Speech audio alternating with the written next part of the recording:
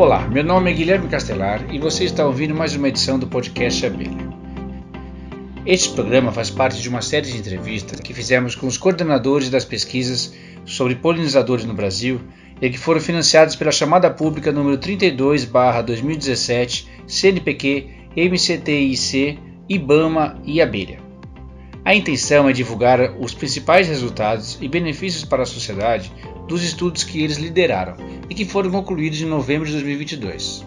As demais entrevistas estão disponíveis no site da Abelha, no nosso canal no YouTube e nas principais plataformas de podcast. Lá no site tem também mais informações sobre a chamada pública. A pesquisadora Marina Volomsky coordenou um estudo para avaliar o impacto dos serviços de polinização na produtividade da cafeicultura. Ela conta a seguir os principais resultados e contribuições da pesquisa para a sociedade. Bom, eu sou a professora Marina Volomsky, na Universidade Federal de Alfenas, e a gente trabalhou no projeto sobre a avaliação bioeconômica do serviço de polinização na cafeicultura ao longo de um gradiente de métodos de cultivo.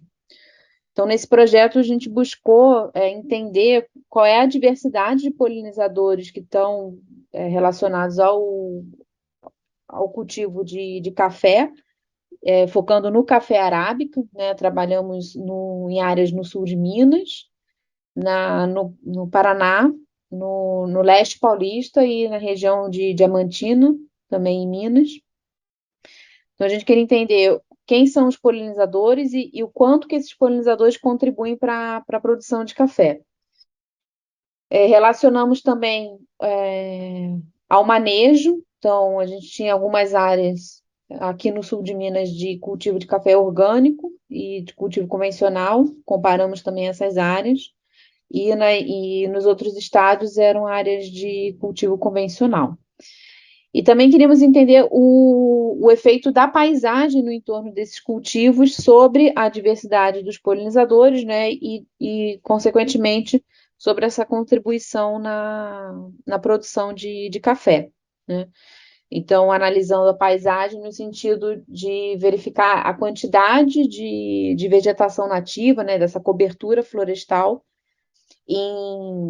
no entorno dos cultivos, né? Então, a gente fez a análise de imagens de satélite para entender as distâncias, né? Então, círculos de distância a partir do centro, né, do talhão que a gente estava estudando, o quanto de cobertura, né, de vegetação nativa a gente tinha no entorno desse cultivo e o quanto isso influenciava essa diversidade de polinizadores que a gente registrou no campo, né? Então, a gente teve tanto essa parte da pesquisa no campo, quanto utilizar análise de imagens de satélite para entender essa paisagem. Nós tivemos, né, dentro do projeto, né, vários alunos trabalhando, né, e outros pesquisadores também envolvidos. Então, foi interessante porque a gente conseguiu desenvolver subprojetos, né, dentro desse projeto maior.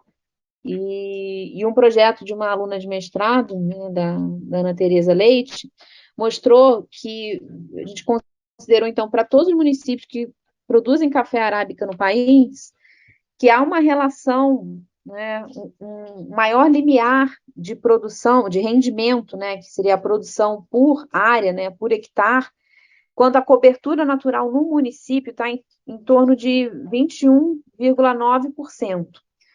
E a gente vê que para esses municípios que produzem café arábica no país, 43% dos municípios estão abaixo, né, dessa quantidade de cobertura natural no município como um todo, né? Então, há um potencial aí para os municípios aumentarem o seu rendimento, né, à medida que eles conservam mais áreas naturais, porque tem um impacto da presença dessas áreas naturais em promover a esses polinizadores um ambiente para eles sobreviverem, né, viverem, obter recursos, né, alimentares, locais para nidificação. Então, a presença de ambientes naturais é importante para conservar as populações de polinizadores.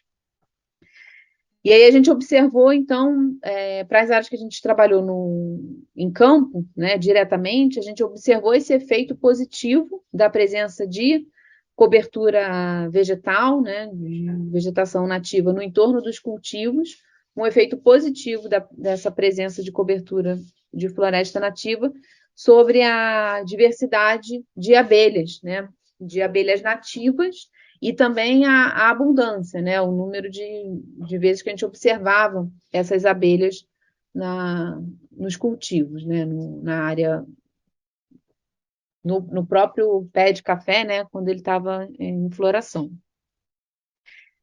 E aí a gente observou também que esse efeito foi maior ainda nos cultivos que eram orgânicos, né? Então, assim, o manejo também tem uma influência, né? Então, o manejo orgânico que é menos intensivo, né, em relação ao uso, né, de agrotóxicos, em relação ao, à intensidade de corte da vegetação no entorno, né, e principalmente dos recursos que a gente tem entre as linhas de plantio de café, né? Então, a gente fez esse monitoramento também dessa quantidade de flores que ficam, né, de plantas ruderais e de plantas espontâneas que ficam presentes ali nas entrelinhas entre os pés de café e que podem servir como um recurso adicional aos polinizadores, para manter esses polinizadores nas áreas cultivadas, uma vez que o café tem uma florada muito curta, né? São até 3 floradas por ano, e cada florada dura em torno de uma semana, né? Ou até alguns dias só. Então, realmente, nas áreas onde o café está plantado, né, é interessante ter esses recursos adicionais para manter essas populações, né, de polinizadores no local, além da presença, né, das áreas de vegetação no entorno da área cultivada, né? Então, e aí a gente observou também, a gente fez tratamentos, né, controlados de polinização. Então, para esses tratamentos, a gente tinha flores que a gente mantinha expostas aos polinizadores e comparava a frutificação e a produção de sementes em flores que ficaram ensacadas, né, desde o estágio de botão floral, né? Então, elas ficaram isoladas dos polinizadores. E aí a gente viu que tem um aumento também da frutificação nessas flores que são visitadas, né, pelas abelhas, principalmente, no caso do café.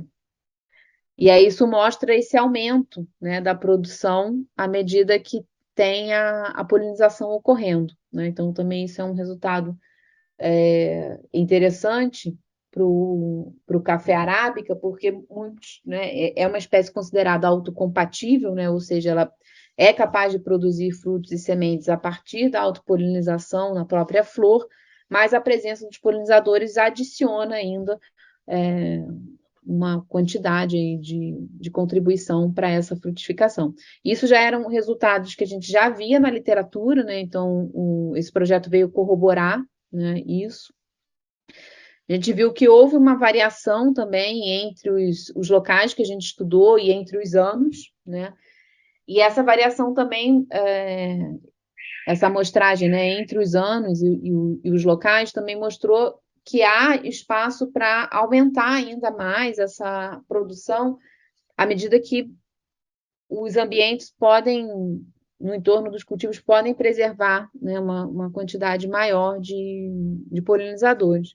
Porque em algumas áreas a gente registrou um déficit de polinização também, quando a gente comparou a polinização natural com a polinização em que a gente fez a própria polinização, né? A polinização suplementar. E aí, quando a gente adiciona o pólen à flor, a gente estaria obtendo esse máximo, né, de produção de frutos e sementes. E aí a gente viu que algumas áreas ainda têm um déficit de polinização, então isso poderia ser também melhorado, né? Então, esses são alguns dos resultados que a gente está trabalhando ainda para apresentar, né, na forma de artigos científicos e na forma também de divulgação, né, desses resultados para um público mais abrangente. A Marina também explicou para nós como é que a sociedade pode se beneficiar com as aplicações da pesquisa que ela coordenou. Bom, eu acredito que o principal, né, são os produtores rurais, tanto os produtores de pequeno porte, né, que vêm da agricultura familiar, quanto produtores de médio a grande porte, principalmente os produtores de café, né, que já estão bem assim atentos à importância desse papel dos polinizadores na produção. Também pode ser importante, né, para técnicos agrícolas e agentes de extensão rural, que sempre estão recebendo treinamentos, né, em várias áreas, né, da cadeia, né, de produção dessas culturas agrícolas. E também os órgãos de meio ambiente e de agricultura, né, à medida que esses órgãos municipais e estaduais também vão definir suas políticas, né, de meio ambiente e de agricultura, para entender como planejar melhor essas paisagens, né, no entorno das áreas cultivadas, de forma a manter, né, essa vegetação nativa próxima de áreas cultivadas, né, e não deixar apenas as áreas de vegetação nativa protegidas, né, numa determinada área, seja dentro da propriedade ou seja no município como um todo, mas entender que a distribuição, né, essa espacialização dessas áreas naturais, ela deve estar sempre próxima das áreas cultivadas para justamente ter essa provisão do serviço, né? Não só o serviço de polinização, mas outros serviços ecossistêmicos que a natureza está oferecendo, né, às pessoas. E principalmente ter uma visão mais integrada, né, entre gestores que são da área de meio ambiente e os gestores que são da agricultura. Porque às vezes as ações são muito isoladas entre cada área, né? E se a gente pensar que a gente quer, né, mostrar que a gente pode conservar a natureza, né, e associar isso a uma produção mais sustentável, né, uma produção agrícola mais sustentável, porque os resultados do projeto mostram isso, mas inúmeros outros resultados, né, de projetos científicos também mostram que a natureza ela está promovendo, né, serviços ecossistêmicos que são importantes para garantir essa produção agrícola, né? Não só a polinização, como eu falei anteriormente, mas também a, a regulação do clima, né? A ciclagem dos nutrientes no solo, essa estabilidade, né, climática, mas também a questão dos recursos hídricos, né? Então, a agricultura depende de todos esses elementos, né, para a gente garantir essa produção de alimentos, né? Então, esse planejamento territorial, ele envolve a participação desses vários atores, né? Tanto os órgãos de meio ambiente e de agricultura e a tomada de decisão nesse nível, né? Mas considerar também que o produtor rural ele é um tomador de decisão quando ele decide como ele vai distribuir, né, o seu plantio dentro da sua propriedade, ele também está tomando uma decisão ali, e ele pode tomar uma decisão baseada nesse conhecimento científico. Além da inserção, né, do resultado desse projeto e dos outros projetos da chamada, né, nessas políticas públicas relacionadas ao meio ambiente, né, principalmente essas que estão relacionadas à conservação da natureza e à conservação das áreas que já são protegidas por lei, né, pela Lei de Proteção da Vegetação Nativa, né, as reservas legais e as áreas de preservação permanente. Os projetos mostram que também há um potencial grande para a gente restaurar áreas degradadas, né, pensando não só na conservação da natureza, mas nesses outros benefícios que a gente pode obter, né? E que vão ter um impacto direto nessa produção agrícola, né? Então, tem esse benefício para os dois lados.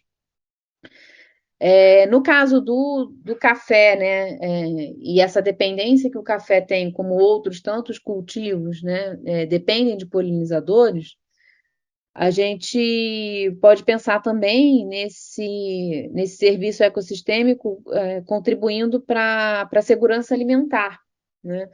Então, a conservação desses polinizadores é importante para a gente garantir essa produção de alimentos no país. e garantir uma diversidade, né, de alimentos que vão ser importantes para a nossa dieta. Então, isso também se insere nessas políticas que estão voltadas à segurança alimentar. Né? Enfim, tem muitas contribuições, né? Muito a usar esse conhecimento que está sendo gerado nos projetos, né, para tomar decisões, né, baseadas na ciência. Lembrando, tá, que você ainda pode ouvir as outras 8 entrevistas com os resultados das demais pesquisas da chamada pública no nosso site, abelha.org.br, no nosso canal no YouTube e também nas principais plataformas de podcast.